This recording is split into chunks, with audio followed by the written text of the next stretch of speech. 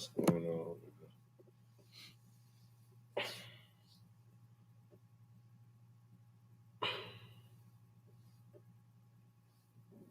What's happening, Roller Rod? What is it, man? Jared Cooks. What's up, man? That's right. Herb Dizzle, man. What is it?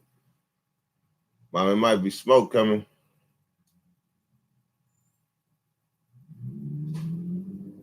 Hold on, let me close this up.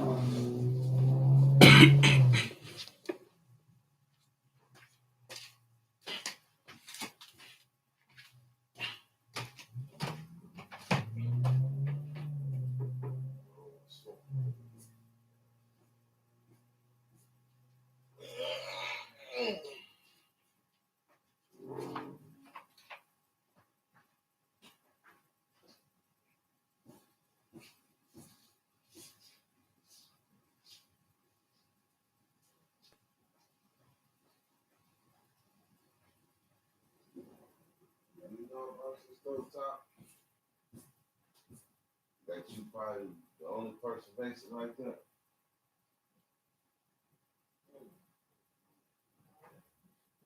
Oh, it's very good.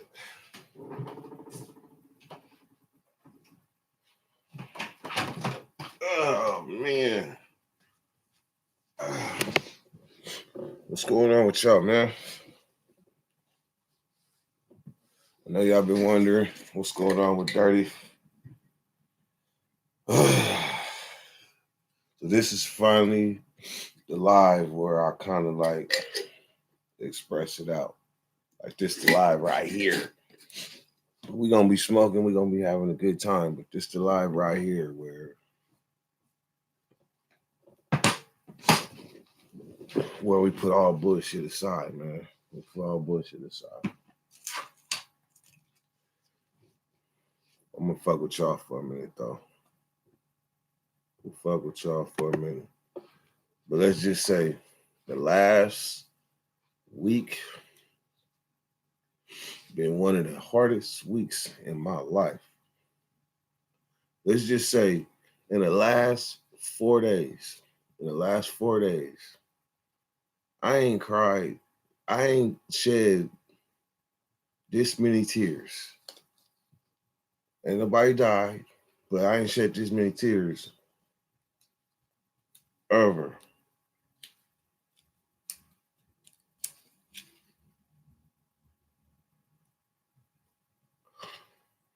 That's why this title is called Mental Health and Me.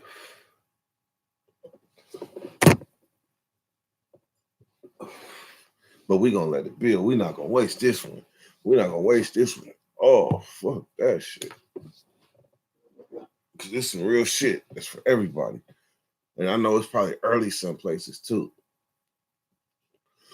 The ladder is right there.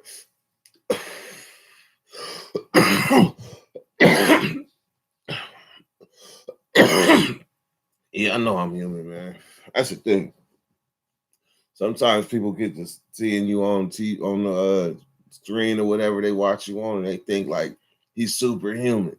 Man, fuck that. It's a reason why some people don't be going live and shit. Cause I smoke, mama. Oh, Blackbird candles.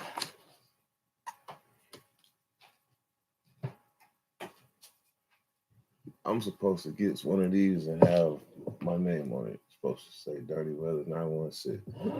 Look forward to the Dirty Weather 916 mugs.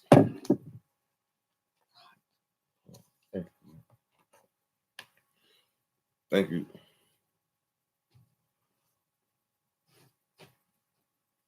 Want some water?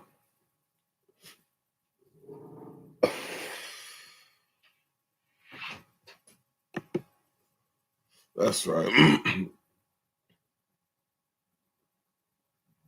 Herb Dizzle. He's something down like a car with 3 flats, but I'm riding on the rims. Fucking. I feel that.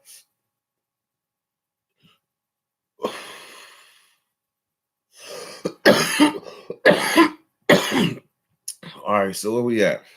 I ain't been talking. All right, so check me out. If you or anybody you know is affected by mental health, you got to stick around, man. You got to stick around because you could possibly be facing what I'm facing right now.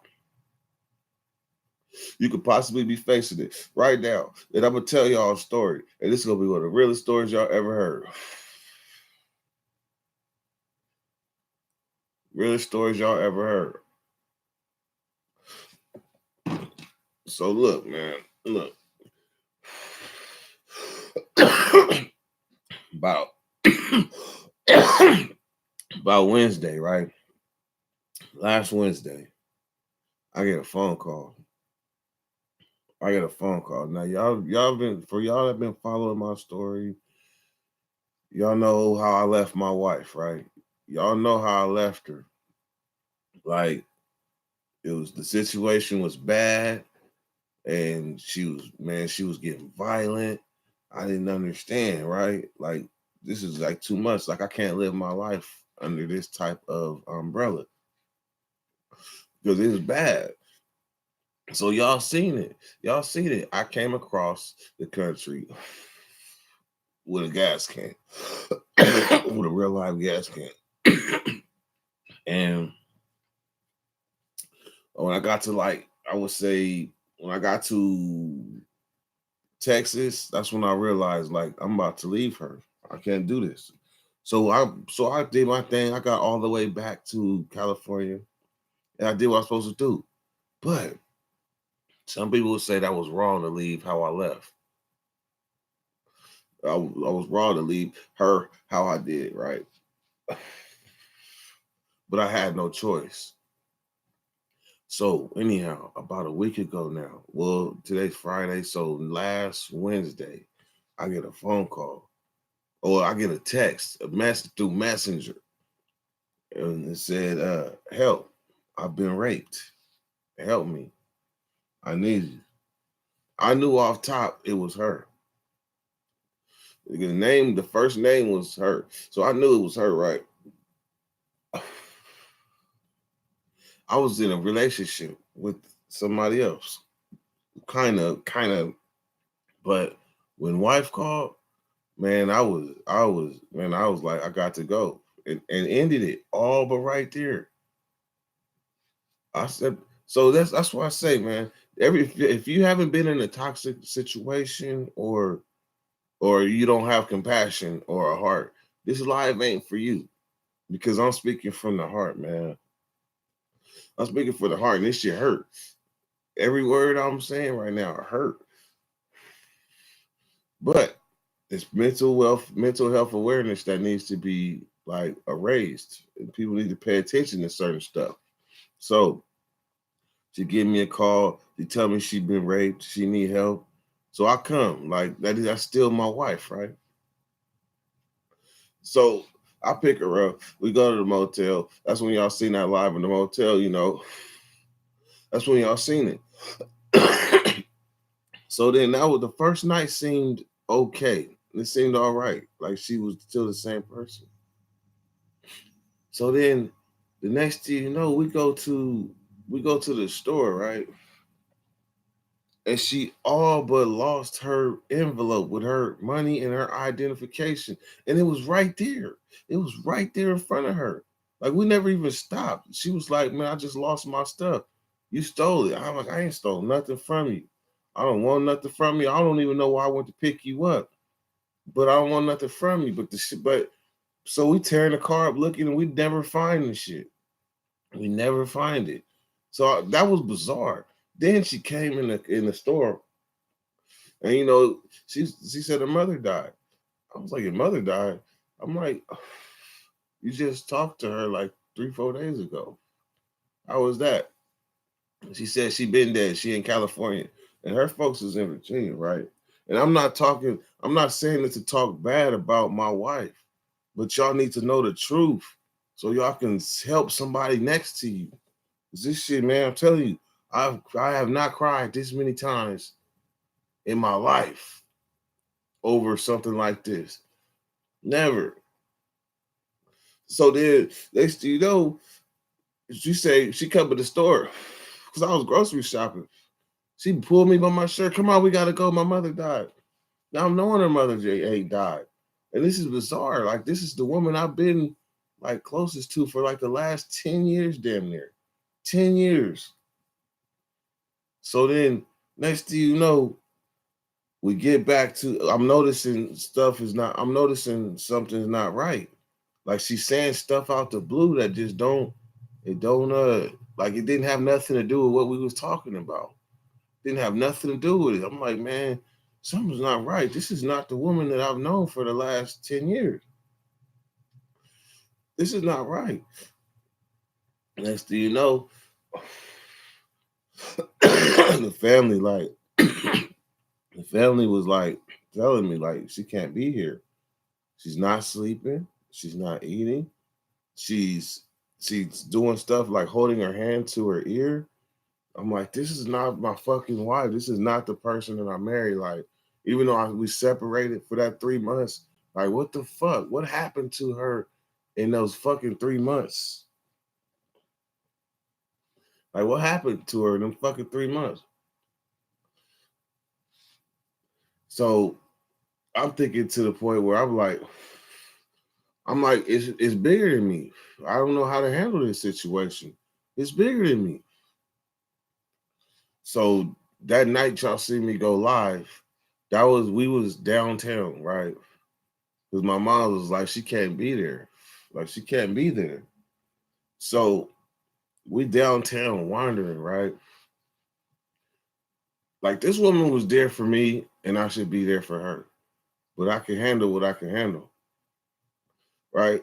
So we downtown, man. I sat in front of the fucking county jail.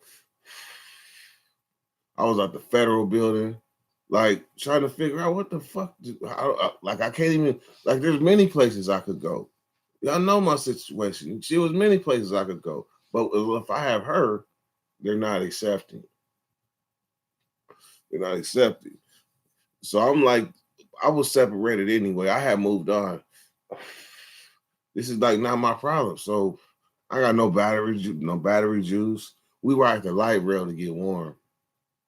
Like, I take her to the college. We get some juice at the college. I'm like, man, because remember, your life is not like mine. Your life is not like mine. My life is complicated and different because of mistakes I made early. And I'm not using them as a crutch either, because we're talking about mental health. So I end up having to take her to Kaiser, man. I take her to the hospital. And this woman, like, she's only like probably 15% of the person that I knew, like the person that I was rocking with. She's only like 15% of her.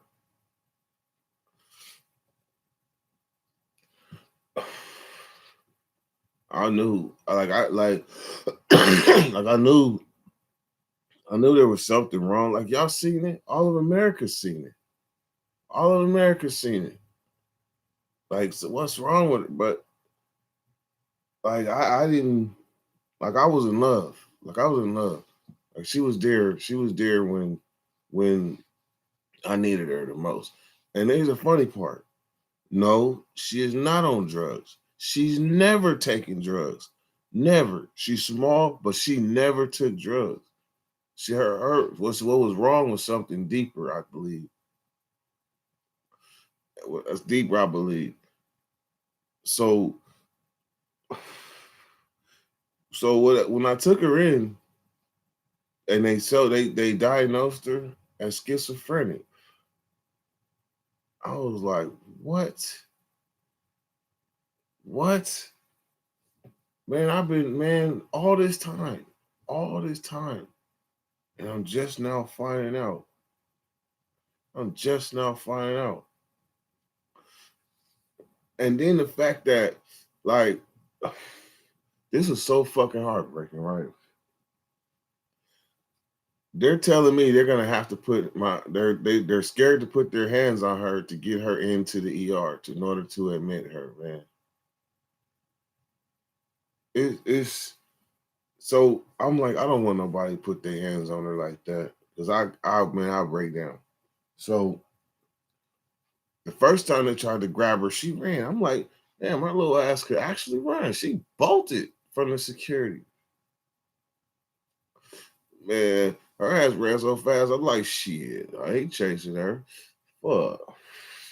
She was gone for like an hour, but she had bolted like 2 different times. So she was gone for an hour, right? I'm calling the family, letting her know, like, I don't know what to do. Like, I can barely like maintain myself. For once in my life, like my life is finally seeming like it's going somewhere. Like everything that I work for is finally moving forward. Like I don't have no room for this in my life. They was concerned, but they was concerned, but they understood. Like they never even. I asked her, like, do you know of any episodes or anything in the past talking to her family? They was like, nah, man, we don't. We don't. We thought she was normal. Well, I fucking did too. I fucking did too, man. I thought she was, and she is, and she is. That the problem comes when you try to see them as they were, and they're clearly not there. That's the problem.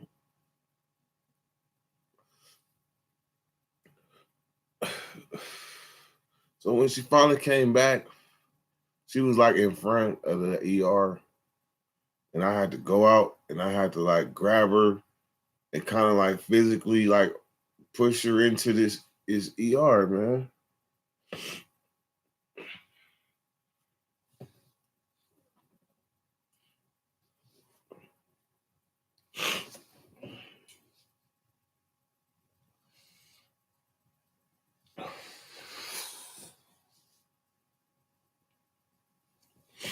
Man,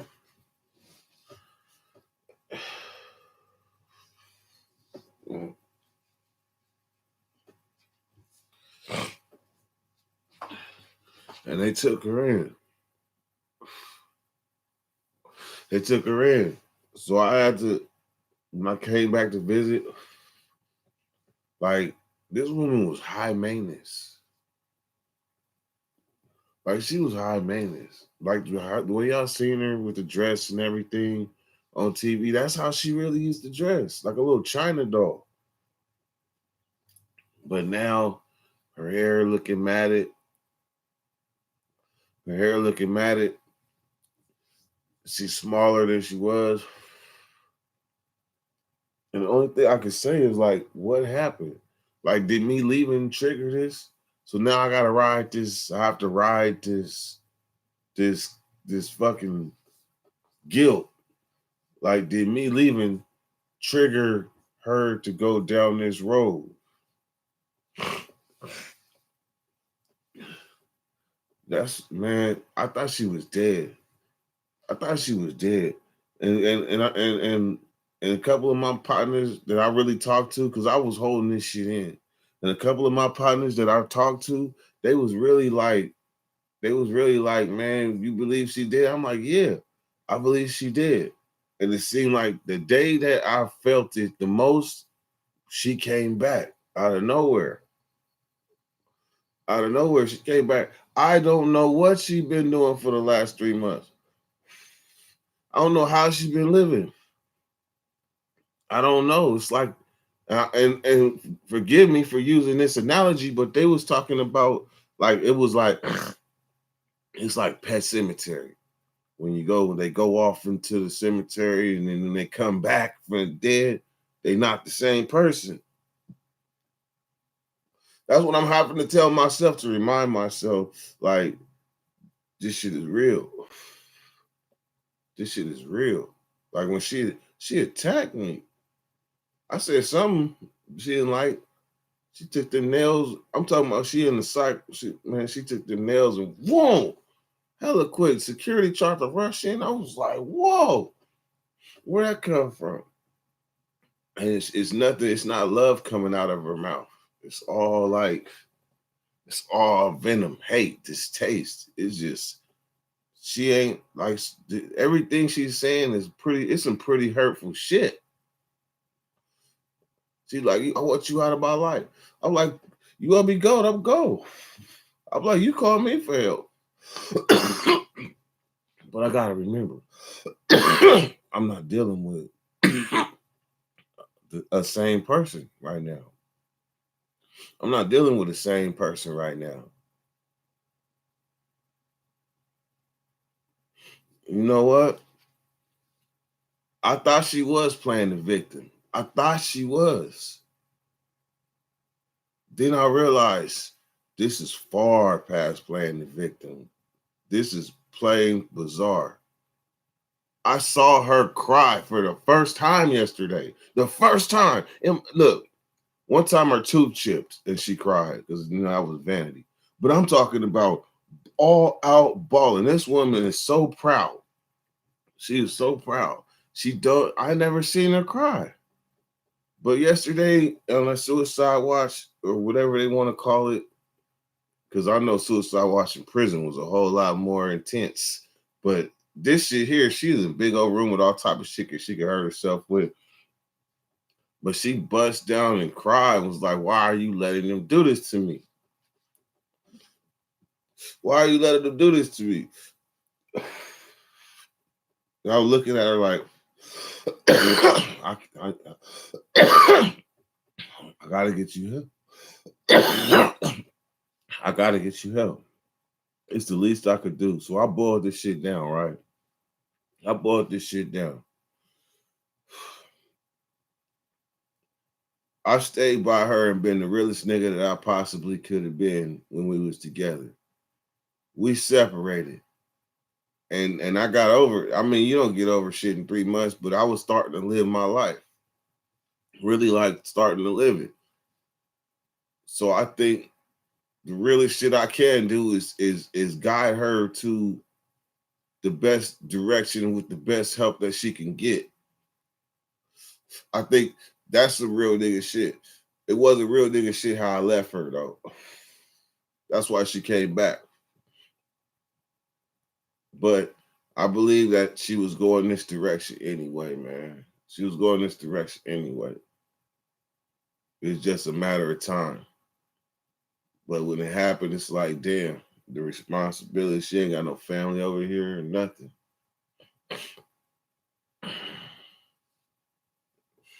There's people been going through this shit that closest to me. Like I ain't been like if y'all notice, I really haven't been truly going live like that. And I haven't been like telling my stories because how the fuck can you? That's some awesome shit. People that are actors in Hollywood, that's some awesome ass shit for them to be able to be going through this real life ass shit and then action and go on the camera and be somebody, whatever character they're supposed to be. That's some awesome ass shit. But I can't do that. I can't do that. If I'm affected by something, if something is affecting my soul, affecting me deeply, I can't go lights, camera, action and come on here and make y'all laugh and tell a story how y'all like, whoa. I can't do that, man. My core is being shaken. Because if picture this. The only thing I could think of that could make me feel a little better is that what about when people have to do that with their parents? What about people that have to do that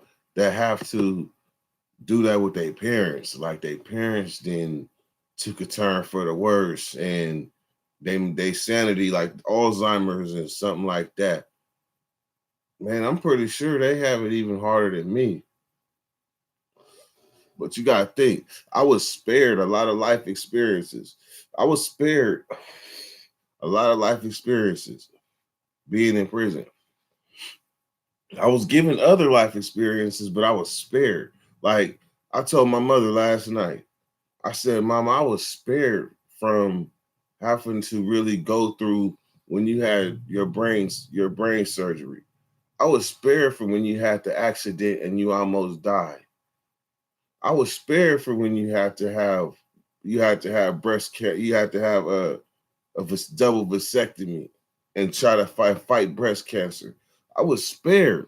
because I was off somewhere else. I was in prison or off somewhere else. So I was spared.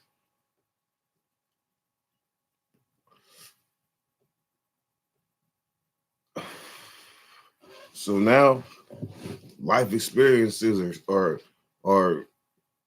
they're gonna I believe this is the first of many. I know this the first of many experiences I'm gonna go through, but I'm gonna weather this storm.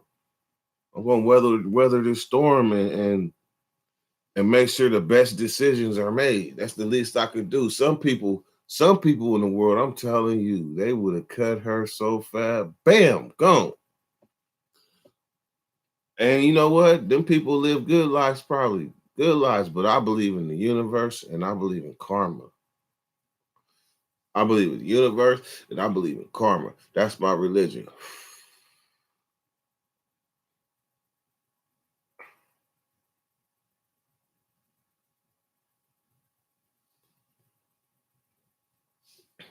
Good looking out, Dave. Good looking out, man. So, like the next problem I face with is when they let her out, where's she gonna go? Like I barely got a place to be. I barely got a place to be. So where's she gonna go? We was separated.